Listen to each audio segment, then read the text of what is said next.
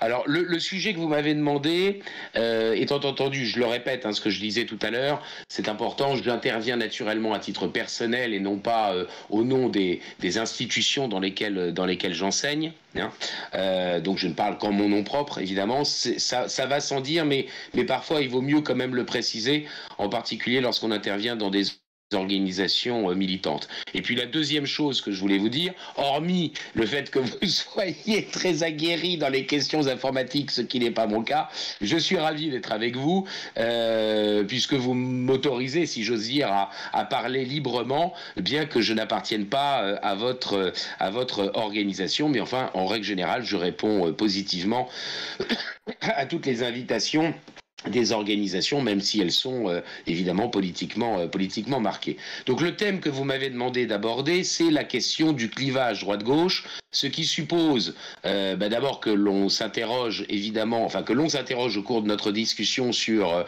l'existence et la pérennité de ce clivage, et puis bien sûr, ça suppose aussi de déterminer quelles sont les différentes familles politiques qui composent le camp de droite et le camp de gauche.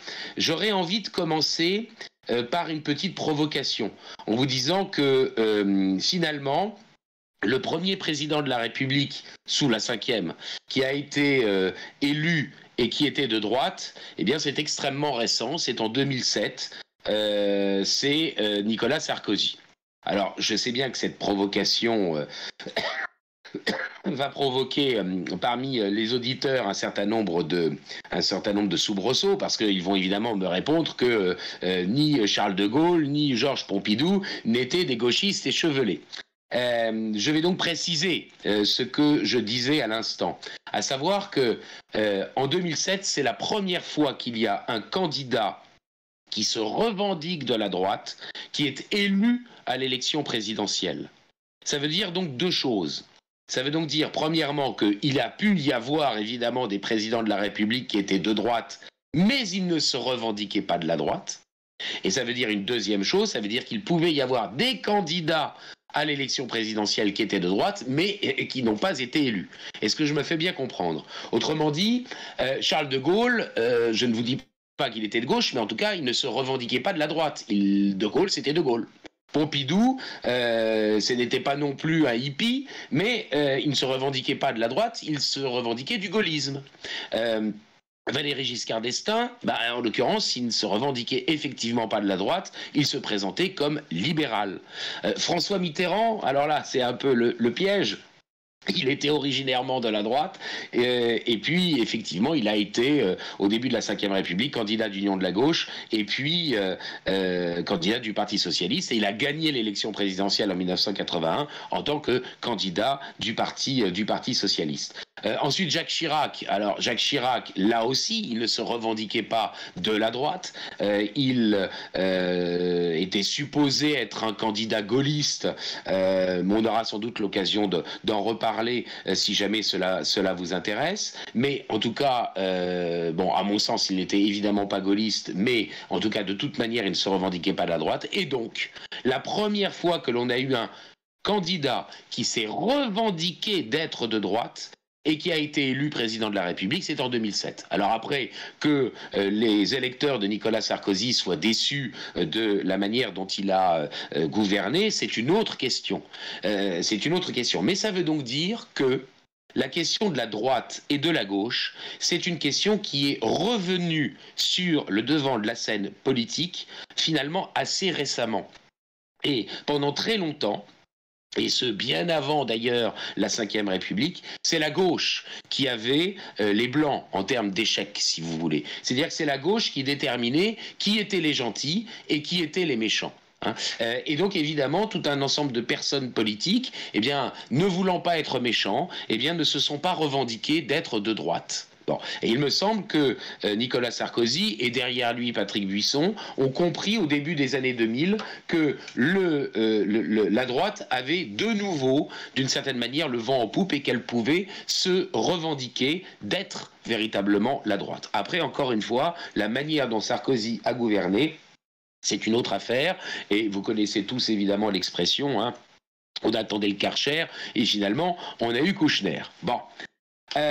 Alors, si on veut s'interroger sur ce qu'est la droite, je crois qu'il faut apporter deux petites précisions préliminaires extrêmement importantes. La première, c'est qu'une force politique, c'est quelque chose qui est une combinaison de doctrine et de sociologie. C'est à la fois un programme, des propositions, une idéologie qui sous-tend ce programme, et puis de l'autre côté un aspect sociologique et électoral. Une force politique, ça n'est pas que de la doctrine, ça n'est pas non plus que, je dirais, des éléments de sociologie et de réussite électorale, ou de non-réussite électorale d'ailleurs. Et pour comprendre ce qu'est une force politique, il faut combiner l'aspect doctrinal et l'aspect sociologique. Premièrement, premier élément important à avoir en tête. Deuxième élément extrêmement important à avoir en tête, parce que c'est ce qui va nous permettre de comprendre ce qu'est le clivage droite-gauche et comment a évolué le clivage droite-gauche tout au long de l'histoire politique contemporaine de la France, eh bien c'est qu'une force politique, elle n'existe pas par elle-même. Elle n'existe pas que par elle-même. Elle existe aussi dans des rapports de force avec les autres forces politiques qui existent à côté d'elle. Autrement dit, une force politique, elle peut être plus ou moins importante en fonction de la concurrence qu'elle subit ou en fonction du rapport de force qu'elle a vis-à-vis de l'adversaire, vis-à-vis, je dirais, d'une force opposée qui est plus ou moins puissante. Donc, c'est très important de comprendre qu'une force politique, elle ne va pas forcément réussir électoralement parlant parce que son discours doctrinal correspondra à la réalité sociologique. Une force politique, elle peut ou non réussir en fonction de la concurrence qu'elle subit et des rapports de force qui existent vis-à-vis des forces politiques adverses.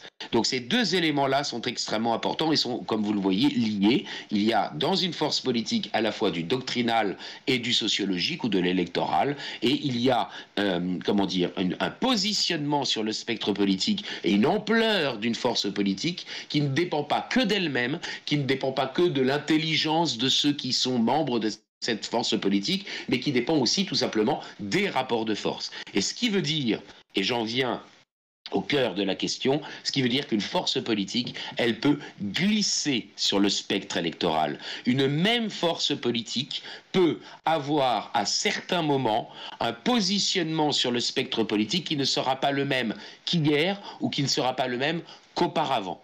Je veux juste vous donner un tout petit exemple pour que vous compreniez tout de suite de quoi je veux parler. Eh bien, sous la 4e République, vous avez 4 principaux partis politiques. Bon, on pourrait dire 5 parce qu'il y en a un qui est un parti de centre-gauche, qui est l'UDSR, qui est le parti de François Mitterrand. Mais disons que c'est un parti charnière, c'est pas un parti, central dans la vie politique. Il y a 4 forces politiques. À gauche, vous avez le Parti communiste et la SFIO, Section française de l'Internationale ouvrière, c'est-à-dire en fait le Parti socialiste.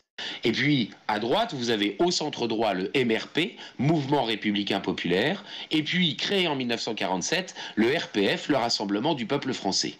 Bien. Autrement dit, sous la 4e République, en tout cas de 1947 jusqu'à 1955, jusqu'à la fin de l'année 1955, eh bien, le parti qui est le plus à droite, hormis quelques groupuscules d'extrême droite évidemment, le parti qui est le plus à droite, c'est le RPF. Or, vous n'ignorez pas que, évidemment, la 4e République s'écroule dans les circonstances de la guerre dans les départements d'Algérie et que, évidemment, De Gaulle revient au pouvoir. On ne discutera pas de ça, c'est pas le sujet ce soir et ça nous ferait perdre trop de temps. Mais il s'avère que, au sein du MRP, Mouvement républicain populaire, il y a ceux qui souhaitent le retour de De Gaulle, ils sont très très très peu nombreux, puis ceux qui n'en veulent pas.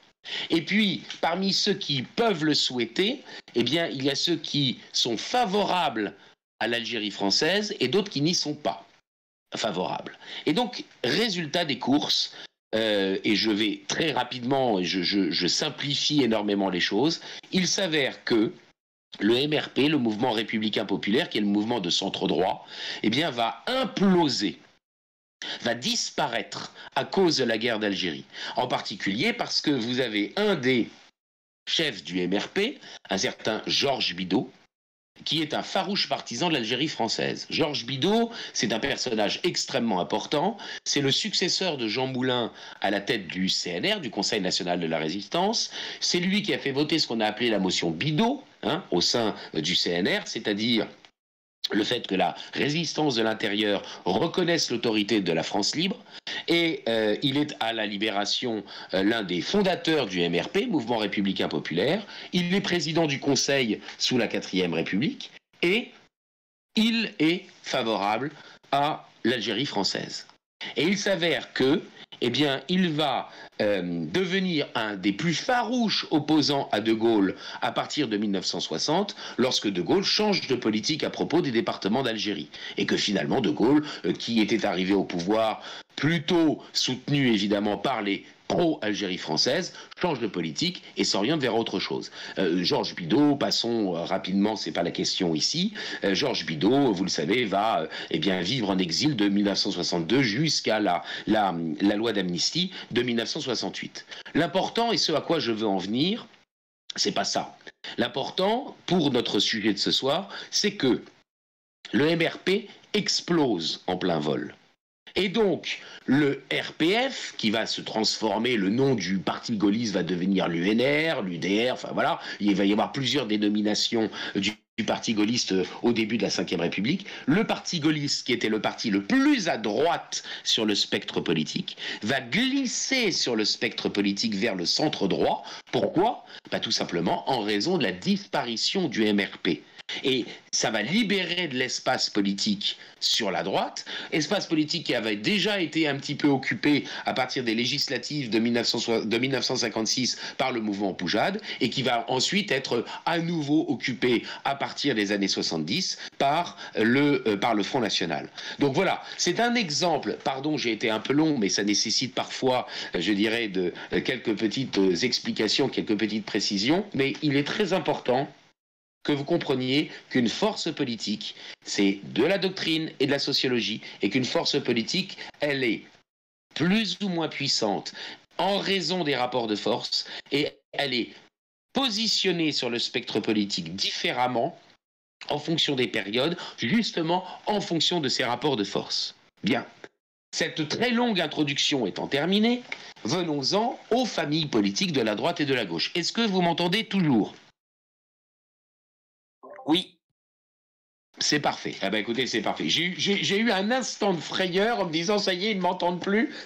Il y a un souci. Bon, j'aurais été vraiment peiné, et pour vous et pour moi, si jamais l'informatique ne fonctionnait plus. Venons-en donc aux familles politiques de la droite et de la gauche.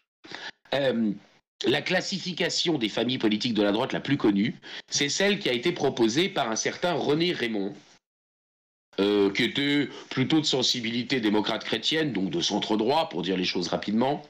Il a été très longtemps patron de Sciences Po Paris, et il publie en 1954 un ouvrage qui est devenu célèbre, qui a connu de multiples rééditions et de mises à jour, qui est « Les droites en France ». Et il propose une classification où il distingue 3 grandes familles politiques de droite: la droite réactionnaire, la droite bonapartiste et la droite orléaniste. Il identifie ces 3 grandes familles politiques au XIXe siècle. Alors, la droite réactionnaire, qu'est-ce que c'est ? C'est ceux qui, sous la Révolution française, sont contre-révolutionnaires.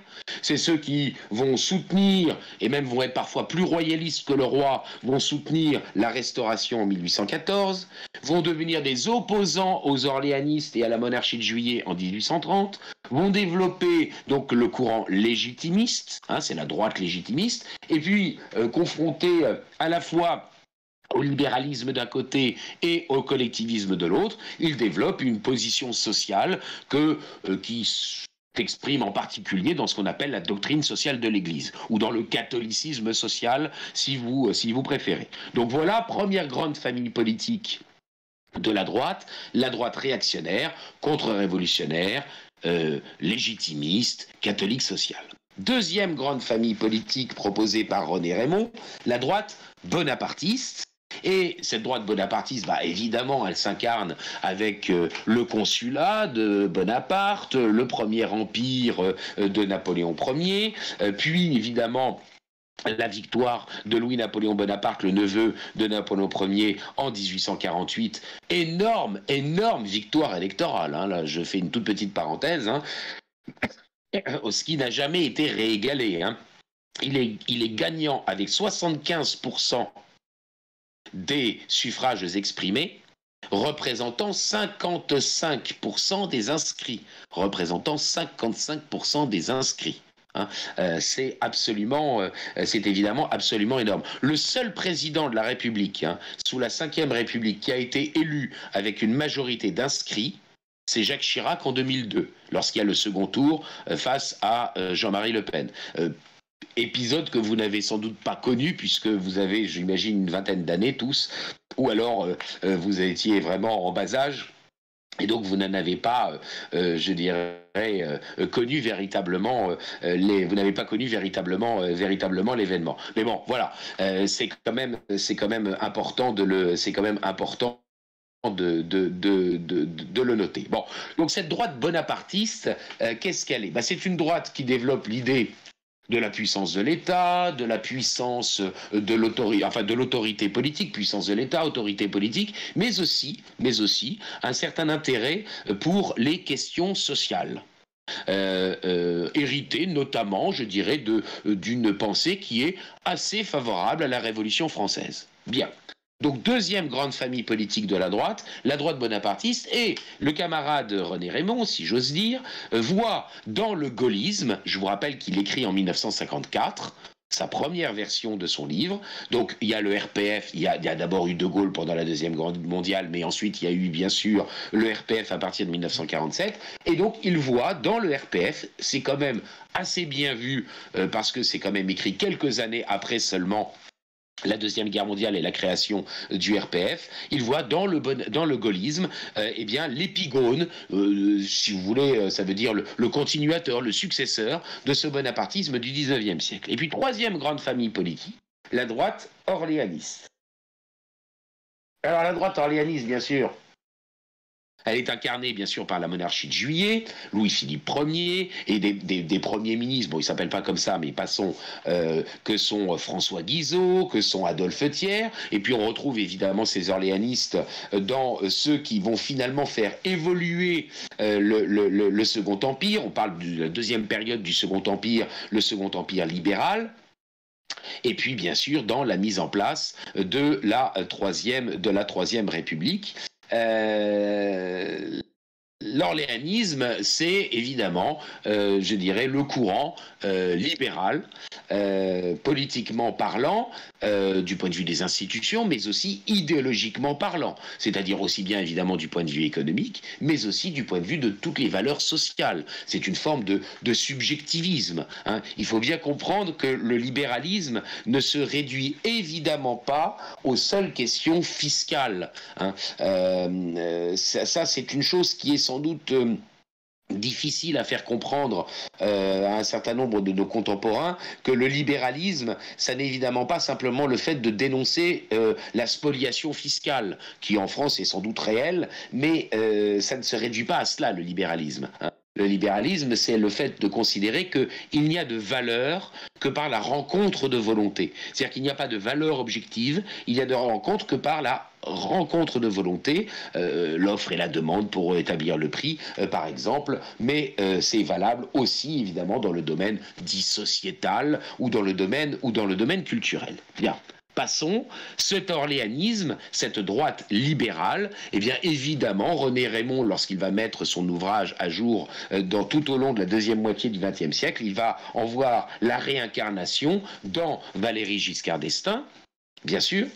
Et puis, s'il avait vécu jusqu'à nos jours, il est assez vraisemblable qu'il nous aurait dit que le macronisme, eh bien, est une nouvelle incarnation, eh bien, de cet orléanisme. Bien.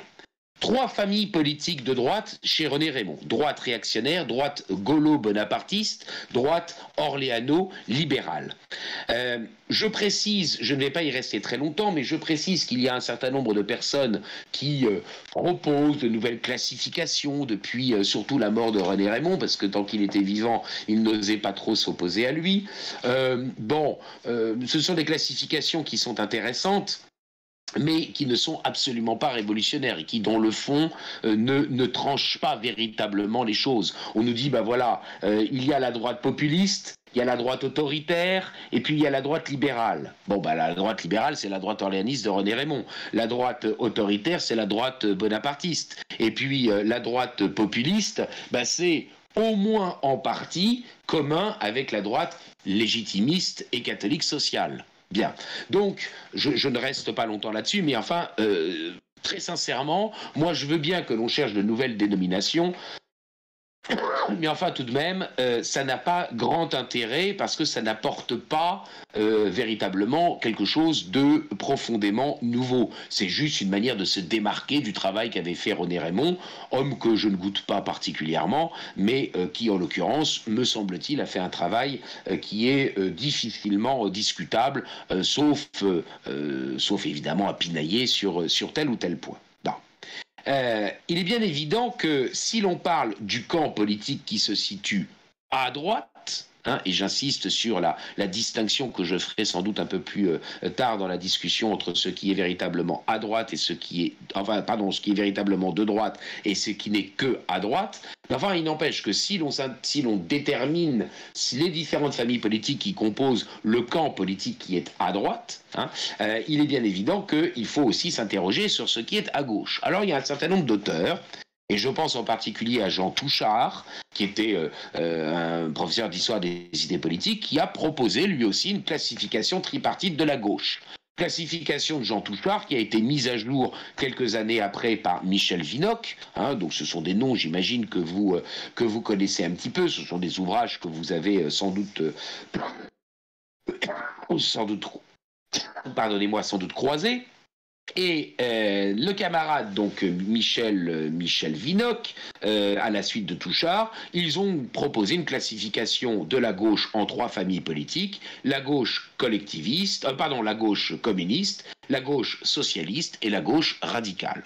Ce qui est parfaitement exact, disons, pour ce qui concerne la troisième, quatrième et le début de la cinquième République.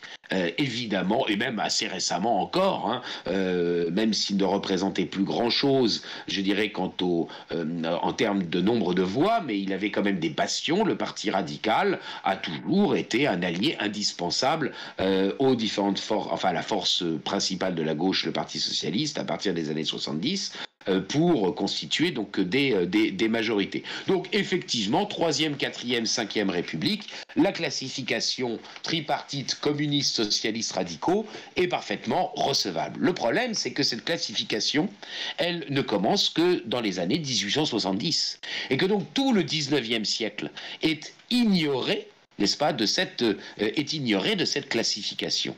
Et donc, il y a un auteur qui, plus récemment, un auteur extrêmement important, Jacques Julliard. Alors j'imagine que vous n'êtes pas des lecteurs assidus du Nouvel Observateur, qui est devenu l'Observateur, paraît-il. Mais Jacques Julliard, c'est un auteur extrêmement intéressant et important. Et il publie en 2012 un ouvrage qui s'appelle « Les gauches en France » et qui couvre la période 1762, date de la publication du contrat social de Jean-Jacques Rousseau, jusqu'à 2012, date de publication de son propre ouvrage. Et lui, il identifie 4 familles politiques de gauche, sur lesquelles je vais passer sans doute un peu plus vite, parce que c'est vrai qu'a priori, vous vous intéressez quand même plutôt aux familles politiques de la droite, mais il faut évidemment les identifier.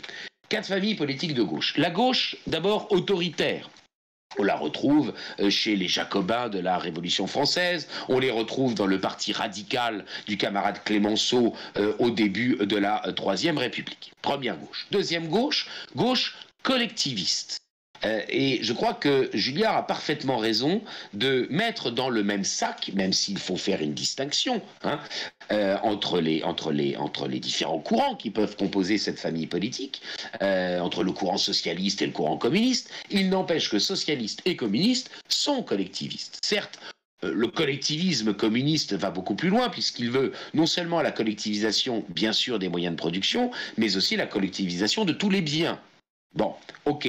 Alors que les socialistes veulent essentiellement la collectivisation des moyens de production. C'est le cas non seulement de Gued, hein, qui est supposé représenter l'aile la plus à gauche du Parti socialiste à la fin du XIXe siècle, mais aussi de Jean Jaurès. Et je vous signale que Léon Blum et le gouvernement de Front Populaire en 1936 vont pratiquer un certain nombre d'étatisation ou de nationalisation. Ça sera le cas aussi en 1945 à la Libération. Ça sera le cas aussi, évidemment, en 1981 avec l'arrivée de la gauche au pouvoir sous la Ve République. Donc, il y a une deuxième catégorie, une deuxième grande famille politique de la gauche collectiviste, même si naturellement il faut faire des différences entre ceux qui sont pour des méthodes révolutionnaires et ceux qui sont pour des méthodes réformistes, bien sûr, ceux qui sont pour un collectivisme total et ceux qui sont pour un collectivisme limité. Il n'empêche que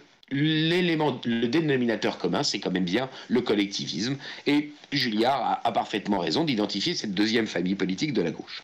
Troisième famille politique de la gauche anarchiste, anarcho-libertaire, n'est-ce pas? Alors, elles peuvent utiliser des méthodes différentes, hein, soit des méthodes, évidemment, je dirais, la propagande par le fait, hein, le terrorisme, bien sûr, peut pratiquer aussi, évidemment, ce qu'on appelle l'illégalisme, hein, qu'on retrouve, par exemple, avec la fameuse bande à Bono, même si ce n'était pas forcément Bono qui en était véritablement le chef, mais enfin, passons, ça n'est pas la question. Et puis, ou alors, évidemment, le côté peut-être plus sympathique, moins violent des hippies. Mais enfin, dans tous les cas, gauche anarcho-libertarienne, anarcho-libertarienne, troisième grande famille politique de la gauche. Et puis, il y a une quatrième famille politique. Quatrième famille politique de la gauche, selon Jacques Julliard, la gauche libérale. Et c'est là qu'évidemment, nous voilà arrivés à un hiatus. En 1954, notre ami René Raymond nous dit que le libéralisme est à droite, tandis qu'en 2012, notre ami Jacques Julliard nous dit que, le libéralisme est à gauche. Soit l'un des deux a tort, et encore faut-il savoir lequel des deux a raison, soit, ils ont peut-être, d'une certaine manière, tous les deux raison, parce qu'en fait, les forces politiques glissent sur le spectre politique. Les forces politiques ne sont pas toujours au même endroit du spectre politique. Et donc, lorsqu'en 1954, après la Deuxième Guerre mondiale, après que le Parti communiste qui a été interdit sous le gouvernement Daladier, n'est-ce pas, avant Pétain, hein, c'est pas Pétain qui a interdit le Parti communiste, c'est le gouvernement, c'est la Troisième République. Après que le Parti communiste ait demandé la reparution officielle de l'humanité aux représentants du Reich prussien, enfin allemand, à Paris, Otto Abetz, le Parti communiste est finalement rentré dans la résistance à partir de l'opération Barbarossa et du printemps 1941. Bon, je ne dis pas qu'il n'y avait pas des individus communistes qui étaient dans la résistance avant Barbarossa, hein. Je dis en revanche que l'organisation qui était le Parti communiste n'était pas dans la résistance et jouer le jeu des pactes germano-soviétiques. Il y a plusieurs pactes germano-soviétiques, non seulement de non-agression, mais aussi de partage de la Pologne, etc. Bien. Donc, sous l'influence du parti communiste, très puissant à la Libération, le fait que l'Union soviétique, qui était d'abord l'allié d'Hitler, se soit finalement retrouvée parmi les vainqueurs de la Deuxième Guerre mondiale contre Hitler, évidemment, le libéralisme, qui était doctrinalement originairement de gauche, s'est retrouvé sur le côté droit du spectre politique. Par opposition au collectivisme, eh bien, le libéralisme pouvait converger avec, par exemple, le catholicisme social sur un certain nombre de positions, comme par exemple le principe de subsidiarité. Et donc, René Raymond a raison de nous dire que le libéralisme, en 1954, eh bien, se retrouve sur le côté droit du spectre politique, en raison des rapports de force politiques, en raison des circonstances à la fois doctrinales et sociologiques. Et pour autant, Jacques Julliard a raison, idéologiquement, le libéralisme est originaire de la gauche. Alors comment expliquer ça? Eh bien, celui qui a trouvé l'explication, c'est un professeur de philosophie de province. Il s'appelle Albert Thibaudet. Il écrit dans les années 1920-1930. Il s'intéresse, il fait de la critique littéraire. À partir de la critique littéraire, il fait de la critique, je dirais, dans l'ordre des idées politiques. Et puis à partir des idées politiques, il s'intéresse, eh bien, aux forces politiques. Je dois dire que d'une certaine manière, bon, ça ne vous intéresse pas, mais je le dis quand même, c'est mon côté nombriliste, c'est un peu ce qui m'est arrivé. C'est-à-dire que moi, à l'origine, je fais de l'histoire du droit, de l'histoire des institutions, donc de l'histoire des idées politiques. Et à travers l'histoire des idées politiques, ben, je me suis intéressé finalement aux forces politiques. Et puis, que se passe-t-il? Ben, tout simplement, les journaux, les médias vous interrogent peu sur... la pensée politique du duc de Guise pendant les guerres de religion, mais il vous interroge sur les résultats de LR à telle élection partielle. Et donc c'est comme ça que je me suis retrouvé à mon modeste niveau dans les médias, parce que ben voilà, tout simplement les médias s'intéressent plus à la vie politique contemporaine, mais moi que à l'histoire des idées politiques ou à l'histoire des institutions. Mais moi, mon vrai travail, c'est l'histoire du droit, c'est l'histoire des idées politiques, et je dois vous avouer que je suis très heureux de m'entretenir avec vous ce soir, mais sincèrement, la vie politicienne finit par me dégoûter quand même un petit peu. Bon, on aura peut-être l'occasion d'en parler. Je ferme la parenthèse, ne perdons quand même pas trop de temps. Celui qui a donc trouvé l'explication, c'est un prof de philo de province, il s'appelle Thibaudet. Il a tout simplement identifié le fait que les forces politiques sont apparues par la gauche du spectre politique. À partir de la Révolution française, les forces politiques nouvelles sont apparues par la gauche du spectre politique. Elles se sont développées, elles ont grossi, et au fur et à mesure qu'il y avait de nouvelles forces politiques qui apparaissaient par la gauche, eh bien les nouvelles ont repoussé les plus anciennes vers le centre, vers la droite. C'est ce qu'on appelle le mouvement Sinistrogir. Le mouvement Sinistrogir. Les nouvelles forces politiques apparaissent par la gauche et repoussent vers la droite celles qui étaient nées auparavant. C'est exactement ce qui s'est passé sous la Troisième République. Le parti radical, Clémenceau, eh bien le parti radical, c'est un parti d'extrême gauche. Il ne s'appellerait pas le parti radical si c'était un parti modéré. Bon, c'est un parti d'extrême gauche, mais avec le développement du socialisme, de la SFIO, eh bien le parti radical a été repoussé vers le centre de la gauche ou vers la gauche modérée. Et puis, au sein de la SFIO, il y a en 1920, eh bien, une scission, puisqu'il y a eu la révolution bolchevique en 1917. Et certains, au sein de la SFIO, disent qu'il faut suivre l'exemple des camarades bolcheviques. Il faut faire la révolution. Et vous êtes un peu tous modérés, camarades collectivistes. Certains d'entre vous sont un peu mous du genou. Et donc, par conséquent, il faut créer la section française de l'Internationale communiste. Scission au sein de la SFIO, section française de l'Internationale ouvrière, le Parti socialiste, et scission, section française de l'Internationale communiste. Le développement, l'apparition et le développement du Parti communiste, va encore plus repousser vers le centre, le Parti radical. Et donc on va se retrouver avec, à l'extrême gauche, le Parti communiste, au centre de la gauche, le Parti socialiste, et au centre-gauche, le Parti radical. Parti radical qui, 70 ans auparavant, était l'extrême gauche de la vie politique. Ben, c'est pareil pour toutes les forces politiques, au moins jusque dans les années 1990. Et en particulier, évidemment, pour le libéralisme.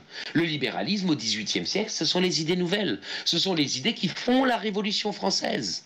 Et puis, ce libéralisme, eh bien, il va arriver au pouvoir, eh bien, en particulier avec la monarchie de Juillet. Hein. Et puis, avec le développement des mouvements de gauche, eh bien, il va glisser sur le spectre politique pour, au final,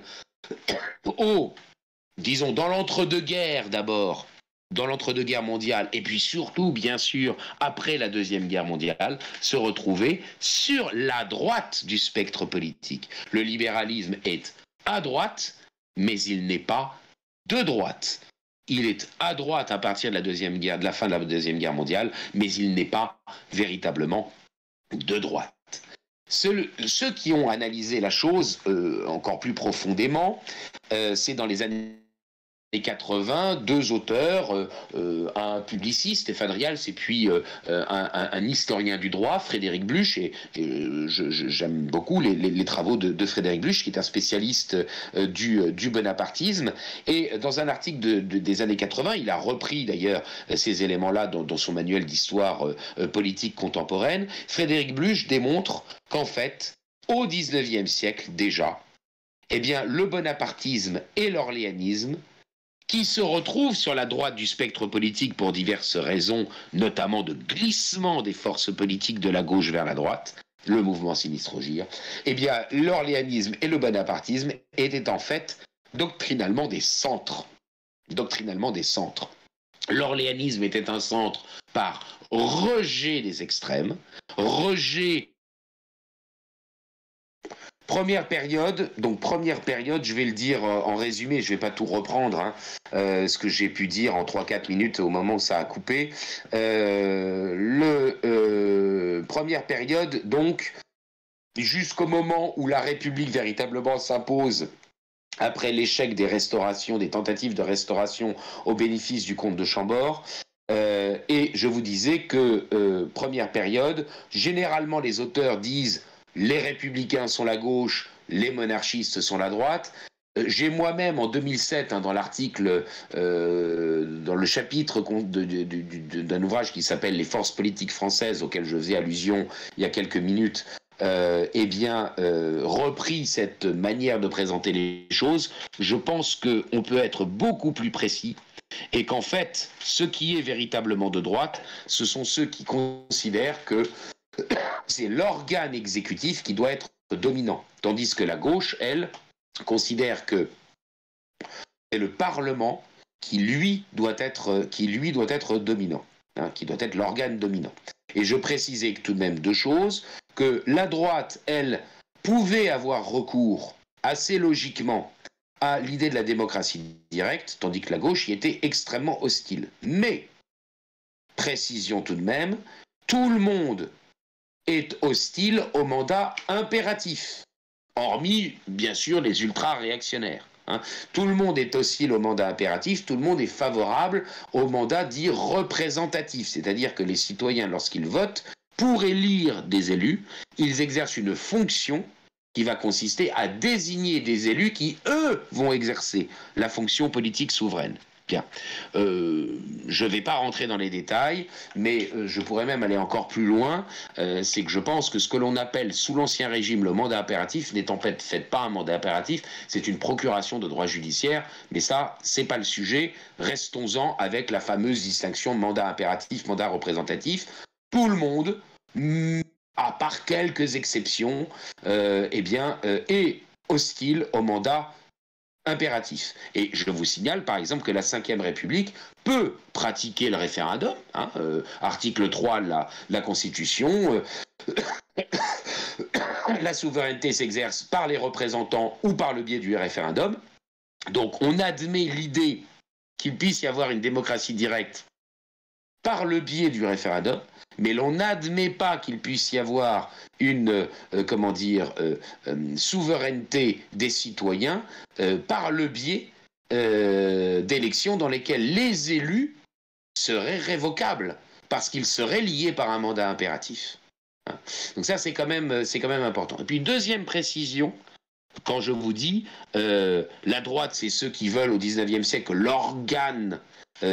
l'organe, comment dire, exécutif soit dominant, tandis que la gauche veut que l'organe parlementaire soit dominant. Ok, il n'empêche que tous, hormis une nouvelle fois les ultra-réactionnaires, eh bien, tout le monde veut que, eh bien, la fonction politique dominante, ce soit la fonction législative. Ça soit la fonction législative. Voilà. La souveraineté est intrinsèquement législatrice à partir de la Révolution française, ce qui n'était évidemment pas le cas auparavant, et ce qui pose un vrai problème d'interprétation sur le fameux gouvernement des juges, hein, ce qui n'est pas le sujet d'aujourd'hui, mais ce qui pourrait nous amener à en discuter peut-être un autre jour. Bon, ceci étant dit, voilà la première période. Tout le monde est à peu près d'accord là-dessus. Deuxième période d'identification d'un clivage entre ce qui est de droite et ce qui est de gauche, eh bien, le XXe siècle, avec évidemment le développement de l'État-providence, pour dire les choses extrêmement rapidement, les nationalisations ou étatisations, si vous préférez, qui interviennent à plusieurs reprises tout au long du XXe siècle. Et donc, pour dire les choses rapidement, la droite, c'est ceux qui veulent que, eh bien, l'État, ou plus généralement la puissance publique, soit concentrée sur les fonctions dites régaliennes, police, justice, armée, affaires étrangères, etc. Tandis que la gauche, eh bien, veut en revanche que eh bien, l'État intervienne dans les questions économiques et sociales. Alors bien sûr, il y a le développement des forces socialistes ou des forces collectivistes, devrais-je dire plutôt, qui bien poussent évidemment au développement du domaine de compétence de l'État, mais il ne faut pas négliger, je n'y resterai qu'un tout petit instant, il ne faut pas négliger un événement majeur qui explique que l'État est intervenu au-delà de ses fonctions habituelles. Eh bien, c'est la Première Guerre mondiale, qui est une guerre d'un nouveau genre, en particulier ce qu'on appelle la guerre totale, mobilisation de l'ensemble de la population, guerre de tranchées, désorganisation de l'arrière-pays, d'où la nécessité pour l'État d'organiser la rotation des soldats, le fait de fournir en munitions et en nourriture le front, etc., etc. Je ne rentre pas dans les détails, mais en tout cas, le type de guerre qu'on a eu avec la Première Guerre mondiale a évidemment favorisé, sans même qu'il y ait d'idéologie, eh bien, l'intervention de l'État dans des domaines qu'il ne contrôlait pas auparavant, dans lesquels il n'intervenait pas auparavant, et évidemment cette extension du domaine de compétence de l'État a été encore plus soutenue par le développement des idéologies collectivistes. Là, nous en arrivons jusque dans les années 70. Années 70, années 80. Et vous n'ignorez évidemment pas que le collectivisme s'est décrédibilisé. Les années 80, c'est l'effondrement progressif du glacis soviétique.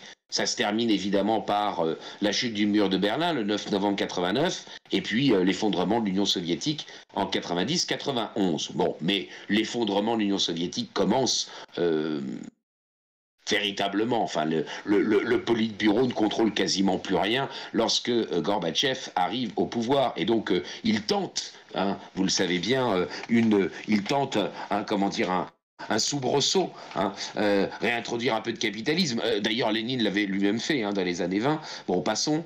Et finalement, c'est dès les années 80 qu'évidemment le collectivisme s'effondre. Et donc, à partir des années 80 et surtout des années 90, chute du mur de Berlin, 9 novembre 89, eh bien, est-ce que le clivage peut rester le même ? La réponse est non. La réponse est non parce que toute une partie de la gauche a fait ce qu'on appelle son Bad Godesberg. Bad Godesberg, c'est quoi ? C'est le congrès ou plutôt c'est la ville, Bad Godesberg, dans laquelle le Parti socialiste allemand a fait son congrès en 1959. Et en 1959, le Parti socialiste ouest-allemand dit deux choses extrêmement importantes. Nous sommes pour une intervention de l'État pour réguler l'économie, mais nous ne sommes pas collectivistes.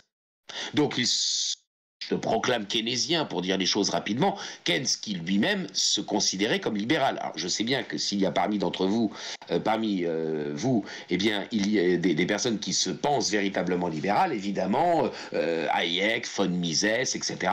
Évidemment, pour vous, Keynes, c'est un odieux socialiste. Mais Keynes, lui, il se revendique libéral. Il ne faut évidemment pas l'oublier. Bien. Donc, premier élément, intervention dans l'économie, mais nous sommes pour l'économie de marché. Deuxième élément, nous sommes pour la démocratie représentative. Donc, sous-entendu, nous sommes contre les démocraties populaires. Nous sommes contre le SED allemand, c'est-à-dire le Est allemand, le parti communiste. Eh bien, ce que le SPD fait dès 1959, tous les partis socialistes européens vont le faire. Ils vont devenir sociodémocrates, sociolibéraux. Bon. Tony Blair, évidemment, dans les années 90, se revendique du social-libéralisme. Sociodémocrate, social-libéral, en tout cas, ils ne sont pas collectivistes. En France, ça se fait, bien sûr, évidemment. Évidemment. Mais ça ne se fait pas officiellement. Pourquoi ? Parce que le système politique est tel que pour que la gauche puisse l'emporter, eh bien, il faut qu'il y ait un siphonnage des voix communistes par le candidat socialiste pour que celui-ci, étant plus modéré, puisse ratisser l'électorat flottant du centre et pouvoir l'emporter à la présidentielle. C'est extrêmement... Alors, je ne sais pas ce qui est le plus intéressant du point de vue de la philosophie politique, ce que je vais vous raconter là maintenant, mais c'est extrêmement important de le comprendre. Jusque dans les années 70, je pense que vous ne le savez pas. Et ça explique sans doute en partie le fait que vous devez sans doute considérer que vraiment l'extrême gauche est très puissante en France aujourd'hui. Bon, alors je ne vous dis pas qu'il faut totalement, les sous-estimer, je dis simplement qu'il faut juste voir les choses sur la longue durée. Bien, ou la moyenne durée en tout cas. Bien, jusque dans les années 70, le Parti communiste est plus puissant que le Parti socialiste. Le Parti communiste est plus puissant que le Parti socialiste. Et c'est François Mitterrand qui prend le pouvoir au Parti socialiste, au congrès d'Épinay en 1971, avec l'aile gauche du Parti socialiste contre ce qu'on appelle la deuxième gauche, c'est-à-dire la gauche social-démocrate, c'est-à-dire Rocard. Il prend le pouvoir au Parti socialiste. Vous pouvez trouver sur Internet son discours qui est absolument génial, enfin génialement intéressant.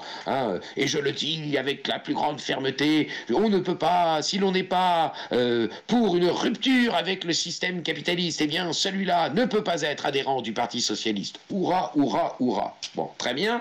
C'est avec l'aile gauche du Parti socialiste qu'il prend le pouvoir au Parti socialiste et il va rouler dans la farine le Parti communiste. Il va proposer le programme commun de la gauche. Ça ne va pas durer jusqu'à 81. Ça s'arrête à la fin des années 70. Il n'empêche que dans l'esprit de beaucoup d'électeurs de gauche, la chose est faite. Avec moi, François Mitterrand, vous n'aurez, vous, Parti communiste, électeurs du Parti communiste, pas toutes vos idées qui arriveront au pouvoir, mais au moins une partie d'entre elles y arriveront. Si vous continuez à rester au Parti communiste, vous serez une force politique extrêmement puissante, mais vous n'arriverez pas au pouvoir parce que votre positionnement sur le spectre politique ne vous permet pas de gagner. Pardon d'insister là-dessus. Je ne veux pas être désagréable, pardonnez-moi, je ne veux pas être désagréable avec vous, militants d'une force politique, etc. Mais bon, enfin, ce sont des choses élémentaires. Le positionnement sur le spectre politique, qui n'est pas du cas qu'au discours que l'on tient, mais qui est dû aussi à des rapports de force, permet de gagner ou de ne pas gagner. Bon, eh bien donc, le Parti socialiste, parce qu'il est plus au centre du spectre politique que le Parti communiste, lui, il peut gagner. Et Mitterrand dit, je vous dis, vous, électeurs communistes, ralliez-vous à moi, je vais vous siphonner l'électorat, et je vais porter au pouvoir une partie de vos idées. Peut-être pas tout, mais au moins une partie d'entre elles vont être portées au pouvoir. Je vous signale que c'est exactement ce qu'on appelle entre guillemets la ligne Buisson, mais à l'inverse, à droite. Sarkozy a dit aux électeurs du Front National je ne porterai pas au pouvoir toutes vos idées, mais j'en porterai une partie d'entre elles. Ministère de l'identité nationale, etc. Alors après, on met ce qu'on veut dans le terme identité nationale, et c'est pas le sujet d'aujourd'hui. Mais ça n'empêche que c'est ça, la stratégie Sarko de 2007. Vous, électeurs du Front National, vous n'arriverez, en raison de votre positionnement sur le spectre politique, jamais au pouvoir, même si vous devenez une très grosse force politique, même si vous continuez à progresser, vous n'arriverez jamais au pouvoir. Ralliez-vous à moi et une partie de vos idées, au moins, arriveront au pouvoir. C'est ce qu'a fait Mitterrand. Et donc, évidemment, le Parti socialiste, sous l'ère Mitterrand, ne peut pas dire qu'il est social-démocrate. Mais il l'est déjà. Et donc, évidemment, le fameux tournant de la rigueur dont Michel Onfray parle bien souvent, et sans doute à juste titre, de 1983, c'est évidemment les circonstances géopolitiques, géoéconomiques qui conduisent à faire ce revirement, mais c'est un revirement qui est, je dirais, quasiment inéluctable, étant donné ce qu'est devenu le Parti socialiste déjà. Il le deviendra encore plus par la suite, social-démocrate et social-libéral. Mais il l'est déjà. Simplement, il ne le dit pas. Et il y a une distorsion, évidemment, de plus en plus grande entre les électeurs qui sont restés socialistes et les cadres du Parti socialiste qui sont devenus sociodémocrates.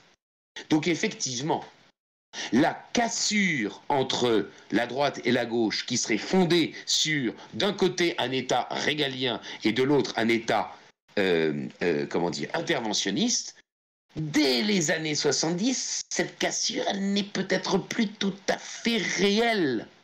Et ça va s'accélérer, ça va devenir encore plus vrai à partir des années 90, lorsque définitivement le collectivisme sera décrédibilisé. Et donc s'ouvre une troisième période. Et c'est là où, évidemment, là pour le coup, les auteurs ne sont pas forcément d'accord. Et c'est là où moi, en 2007, dans les forces politiques françaises, j'ai proposé de considérer qu'il y avait désormais une troisième période qui s'ouvrait, de délimitation de la droite et de la gauche, portant sur la définition des corps sociaux. Que le corps social, ce soit la famille, que le corps social, ce soit la nation, que le corps social, ce soit l'entreprise, que le corps social, ce soit l'Europe. C'est-à-dire, est-ce que l'on est avec des institutions qui existent dans un ordre naturel des choses, ou est-ce que ces corps sociaux sont de pure construction artificielle issue de la simple volonté des hommes? Je crois véritablement que c'est ça. Parce que prenez l'exemple de la construction européenne. Jusque dans les années 90, la construction européenne, même évidemment, et Dieu sait si j'apprécie évidemment et humainement et intellectuellement Philippe de Villiers, je pense que ce serait totalement ridicule de faire semblant que vous ne le sachiez pas. Bon, je suis parfaitement d'accord avec les analyses que lui et d'autres ont pu proposer, que effectivement la construction européenne avait été faite au bénéfice des États-Unis. Il n'empêche, et c'est peut-être là où j'ai une toute petite divergence, il n'empêche que la délimitation de cette construction européenne, géographiquement parlant, elle a un sens. Elle a un sens. Et même si c'est dans les intérêts des États-Unis, ça a quand même un intérêt pour les Européens occidentaux, c'est assurer une reconstruction économique, un certain niveau de vie, qui empêche que les pays occidentaux ne basculent dans le pacte de Varsovie. Et il y a une délimitation qui est faite par, pour l'essentiel et pour dire les choses rapidement, le rideau de fer. À partir du moment où le mur de Berlin et le rideau de fer s'effondrent, l'Europe, ça s'arrête où? L'Europe, géographiquement parlant, ça sert à quoi? Eh bien, tout le problème est là. C'est-à-dire que vous êtes confronté à un problème de définition du corps social. Est-ce que le corps social européen, c'est eh bien, quelque chose qui est une donnée de l'ordre des choses, ou est-ce que c'est une construction? Est-ce qu'il suffit qu'il y ait une rencontre de volonté pour qu'un État fasse partie de l'Union européenne? Voilà. La Turquie remplit un certain nombre de critères, manifeste une volonté d'adhésion, eh bien donc ça suffit pour que la Turquie soit membre de l'Union européenne, ou est-ce qu'il faut, en revanche, que pour que ça soit l'Europe, eh bien il y ait une appartenance ontologique à une culture et à une civilisation? Eh bien, cet enjeu-là, je pense que celui-là, vous le comprenez extrêmement facilement. Cet enjeu-là, on le retrouve exactement le même avec la définition de la nation. Est-ce que la nation, c'est une rencontre de volonté? La fameuse définition d'Ernest Renan, le référendum permanent. La volonté de vivre ensemble. Je suis au regret de le lire, je ne veux pas vous faire de peine, je veux faire de peine à personne, franchement. Mais honnêtement, la définition de Renan de la nation est évidemment une définition moderne. La volonté de vivre ensemble. Ou est-ce que, à l'inverse,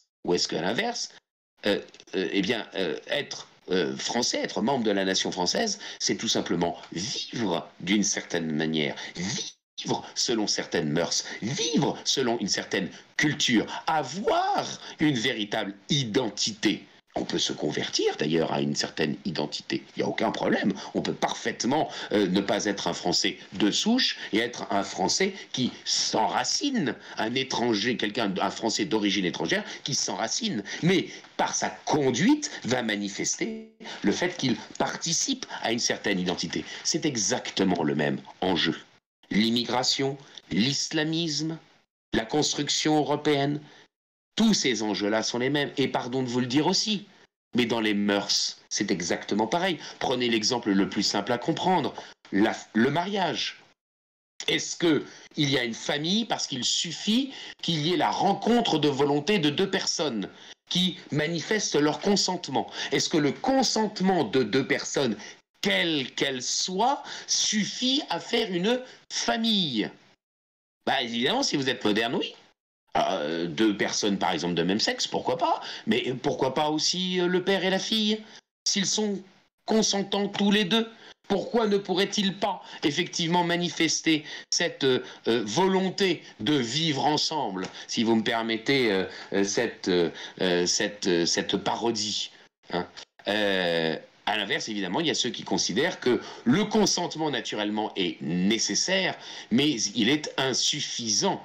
Il faut que la volonté des époux se coule dans une institution, que la volonté des époux se coule dans une institution qui leur préexiste. Ce retour de ces enjeux, le retour, je dirais, de ces enjeux philosophiques qui paraissaient totalement démodés, has-been, quelques années auparavant.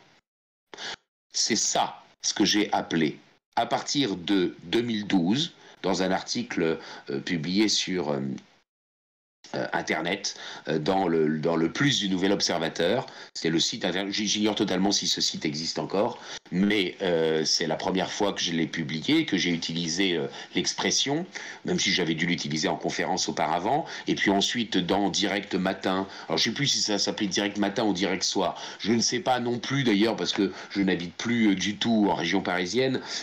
J'y viens de temps en temps, mais je n'ai plus vraiment l'occasion de récupérer les journaux gratuits à l'entrée et à la sortie des métros. Je ne sais d'ailleurs même pas si ça existe encore.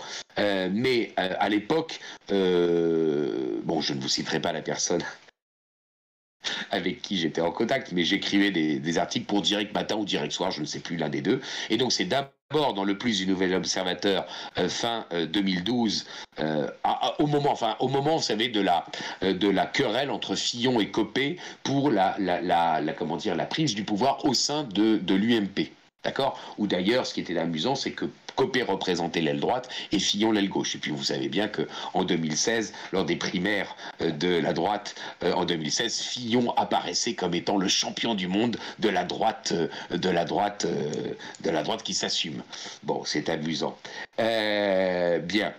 En tout cas, c'est donc à la fin de l'année 2012, au moment des querelles internes à LR, que dans Le Plus du Nouvel Observateur, puis ou en parallèle, à quelques jours d'intervalle, dans Direct Matin ou Direct Soir, j'ai donc utilisé l'expression de mouvement dextrogir. Hein. D'aucuns utilisent l'expression de dextrisme pour ne pas reprendre la même expression que la mienne. Passons. Le mouvement dextrogir, donc, c'est ça. C'est pas le fait que Fillon allait gagner les élections ou que Marine Le Pen va gagner les élections. C'est pas ça. Le mouvement dextrogir. Le mouvement dextrogir, c'est une inversion du rapport de force. C'est le fait que, en raison des circonstances politiques, sociales, eh bien, réapparaissent des enjeux d'ordre doctrinaux qui avaient disparu sous la pression venue de la gauche, et désormais la pression idéologique vient par la droite du spectre politique et fait réapparaître, et les circonstances font réapparaître des alternatives ou des positions qui sont ontologiquement de droite et qui ne sont pas simplement à droite, ou des positions qui sont ontologiquement de droite réapparaissent. Il est bien évident que lorsque vous avez l'enjeu de l'Europe, ou plutôt l'Union européenne contractuelle, ou la civilisation européenne, la nation contractuelle, ou l'identité nationale, le mariage, pour tous, pour dire les choses rapidement, et de l'autre côté, le mariage institution sociale, vous avez la réactivation d'enjeux idéologiques, doctrinaux, philosophiques, qui font que désormais la droite est en passe de réapparaître. Évidemment, ça va être très très long, parce que la modernité politique, elle n'est pas née il y a 15 jours, elle est née au moins au XVIe siècle, et peut-être même avec le nominalisme, au XIVe siècle. Donc ce n'est pas en quelques années que, il va y avoir une reconquête idéologique. Ça va prendre du temps, mais il n'empêche que les circonstances font réapparaître des alternatives philosophiques qui avaient disparu. Ça veut dire que désormais la pression idéologique vient par la droite du spectre politique et repousse vers la gauche les forces politiques qui étaient sur la droite, mais qui n'étaient pas de droite. Et c'est comme ça que le libéralisme, qui s'est retrouvé sur la droite du spectre politique, est en train de glisser à nouveau, mais de droite vers la gauche. Et je vous signale que je rejoins de ce point de vue-là avec une analyse différente, mais ce qui prouverait peut-être qu'avec deux points de vue différents, on en arrive à peu près à la même conclusion, c'est que, semble-t-il, ça semble probant, hein, ça semble vrai, ça semble exact, ce que Jean-Claude Michéa explique à propos du libéralisme. Le libéralisme culturel était resté sur la gauche du spectre politique, le libéralisme économique avait glissé sur la droite du spectre politique, et l'on est en train de voir réapparaître la réunification idéologique du libéralisme, notamment dans la personne ou dans le mouvement ou dans la mouvance du macronisme.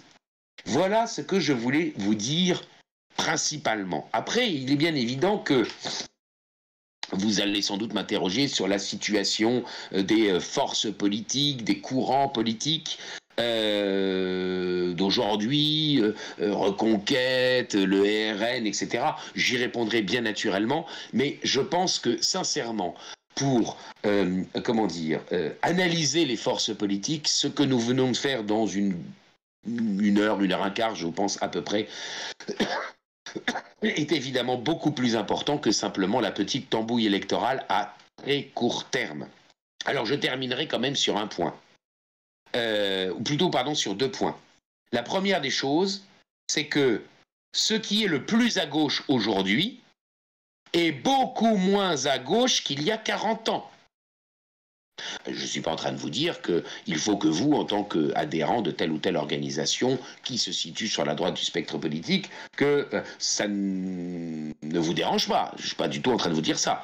Je vous dis simplement que l'idéologie développée par les gens de la France insoumise, pour dire les choses rapidement, c'est un truc hybride entre, pour certains, une gauche autoritaire, robespierriste ou proche de Clémenceau, d'accord. Ce n'est pas le collectivisme lénino-marxiste. Donc c'est moins à gauche que ce que c'était. J'ai pas dit que c'était appréciable, j'ai pas dit que c'était défendable, j'ai dit que c'était moins à gauche que ce qui était apprécié, que ce qui existait auparavant. Pardon, je dis n'importe quoi. Enfin, pardon, ma formulation n'est pas très claire, premièrement. Et puis, deuxièmement, ce que le mouvement d'Extrogir peut permettre, et là aussi, pardon, je ne veux choquer personne, je ne veux agresser personne, mais ce que j'ai développé, notamment dans des articles, et notamment dans mon livre « La guerre à droite aura bien lieu, le mouvement d'Extrogir », c'est que ce que le mouvement d'Extrogir, s'il est vrai, s'il est exact, il permet d'identifier des positions politiques qui sont véritablement de droite et pas simplement à droite. Le mouvement d'Extrogir permet donc quoi? Permet de favoriser, ou plutôt il favorise, le fait de réunir dans une même organisation des gens qui pensent la même chose, mais qui auparavant étaient éparpillés entre plusieurs organisations, pour des raisons diverses et variées, des raisons de tradition familiale, de tradition locale, des raisons psychologiques, etc. Je veux dire, voilà, il y a des personnes qui, parce qu'elles habitent à tel ou tel endroit, eh bien, ont le sentiment que défendre leurs idées qui sont vraiment de droite, ça se fait dans telle organisation et pas dans telle autre. Bon. Donc ça, vous n'arriverez pas, je dirais, à le contrecarrer. Bien. Donc, il faut dépasser ces oppositions-là. Et dépasser ces oppositions-là, c'est réunir dans une même organisation des gens qui pensent la même chose. C'est-à-dire faire l'unité de la droite et non pas faire l'union des droites, qui est impossible. Parce que tout simplement, les différents courants politiques qui sont à droite sont idéologiquement incompatibles. En revanche, il est bien certain que l'électorat, lui, lorsqu'on lui présente les idées en aveugle, c'est-à-dire lorsqu'on n'étiquette pas des idées, mais qu'on lui propose un certain nombre, je dirais, de solutions, de mesures, il n'a jamais été aussi à droite qu'aujourd'hui. Jamais. Mais cette adhésion à ces valeurs, à ces principes, à ces mesures, elle retombe à un niveau très bas, ou disons beaucoup plus bas, à un niveau minoritaire, dès que ces idées sont estampillées d'une étiquette politique. Autrement dit, il y a deux solutions. Soit, effectivement, il y a le moyen de faire émerger une force politique, avec évidemment des égos personnels qui risquent de bloquer tout ça. Mais enfin, passons là-dessus. Soit la possibilité de faire émerger une force politique qui réunisse dans une même organisation des gens qui appartenaient à des organisations différentes, mais qui pensaient la même chose, mais qui pour des raisons personnelles, psychologiques, géographiques, appartenaient à ces organisations différentes. Bien. Soit, deuxième possibilité, eh bien, favoriser l'émergence de forces politiques, j'ai bien dit de forces politiques, je ne parle pas de partis, de forces politiques au niveau local, qui, tout simplement, pourraient réunir des personnes qui se connaissent, qui s'apprécient, qui ne votent peut-être pas de la même manière, qui n'ont pas les mêmes appartenances, mais qui auraient peut-être la capacité d'agir ensemble pour la défense du bien commun, indépendamment des égos nationaux. Donc, le mouvement d'Extrogir, ce n'est ni la victoire inéluctable d'un candidat qui est à droite ou à l'extrême droite. Le mouvement d'Extrogir, c'est la reconquête de l'espace politique par un certain nombre d'enjeux et de manières de penser ces enjeux. Et le mouvement d'Extrogir, il favorise l'unité de la droite et en aucune manière l'union des droites. Voilà ce que je voulais vous dire, et je termine sur quelque chose qui peut peut-être vous heurter, mais puisque vous m'avez invité, c'était le risque à prendre. Je n'appartiens pas à votre organisation et j'ai donc une certaine liberté de parole qui me permet de vous proposer ça. Ça vous convainc ou non? Bah écoutez, en tout cas, j'espère que ça vous fera réfléchir. Je suis tout oui pour écouter vos questions.